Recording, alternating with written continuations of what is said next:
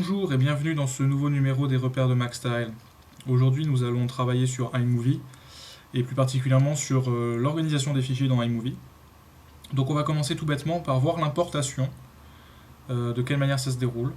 Donc vous faites fichier, donc vous pouvez importer depuis la caméra, donc vous pouvez aussi importer depuis la caméra en cliquant sur ce petit bouton, soit depuis une caméra, soit depuis votre iSight.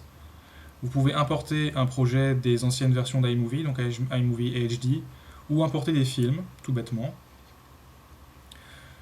Voilà, donc la grande nouveauté c'est que maintenant on peut organiser soit sur son disque interne, donc MacBook ici, ou sur un disque externe, ici Ozaki. Et que vous ayez stocké dans un disque interne ou dans un disque externe, toutes les vidéos apparaîtront indifféremment dans votre bibliothèque ici. Ce qui fait que vous pouvez brancher juste votre disque externe quand vous voulez faire de la vidéo, et tout apparaîtra ici d'une façon totalement naturelle et transparente. On gère tout par événement, comme dans iPhoto, donc vous pouvez créer un nouvel événement. C'est ce que je vais faire ici, en appelant tout simplement 07 repère. Je vais sélectionner la vidéo que je veux importer. En général, on va laisser large, car un format entier, c'est vraiment si vous êtes sur une vidéo qui a plus de 1080i, ce qui pour l'instant n'est pas le cas. Vous pouvez importer du DV, du MP2, du MP4, du point MOV, enfin vraiment beaucoup de formats, ce qui n'était pas le cas avant. Avant c'était uniquement des fichiers DV et certains formats QuickTime. Vous pouvez demander de soit copier les fichiers, soit les déplacer. Le plus sûr c'est encore de les copier, donc c'est ce que je vais faire.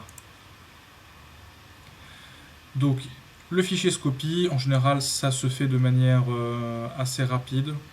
C'est une histoire de quelques minutes. Puis, iMovie va traiter votre fichier en créant des vignettes. Donc il ne réencode pas, contrairement aux anciens iMovie, mais il crée des vignettes. C'est en fait ces petites vignettes qui vont nous permettre de survoler la vidéo de manière très rapide. Donc pendant ce temps-là, je vais vous montrer comment ça se passe dans le Finder. Donc si vous allez dans Séquences, vous avez deux fichiers, iMovie Events et iMovie Project. Donc si vous cliquez dans iMovie Project, vous obtenez un dossier, Screencast, le même dossier qu'ici. Ensuite je clique. Et j'ai mon projet qui est le projet Tram. Évidemment, si j'ai plusieurs projets, ils apparaîtront tous ici ou ici, selon comment je les ai classés. Ici, vous avez iMovie Events, donc mes événements. Donc là, il y en a 4, ce sont ces 4 aussi, plus celui que je viens de créer, repère. Si je clique sur celui que je viens de créer, j'ai donc ma vidéo, interface.mov, et un dossier iMovie Thumbnails, c'est-à-dire les vignettes. C'est un fichier QuickTime Movie qui est en train d'être généré. La création des vignettes est en train de se terminer, comme on peut le voir. Donc le panneau va bientôt disparaître.